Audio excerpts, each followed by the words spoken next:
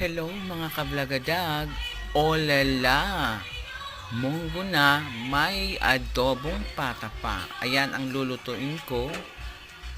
Ang sibuyas at ang bawang. Ayun na, nilagay ko na sa kawali para lalong sumarap at bumango yung amoy.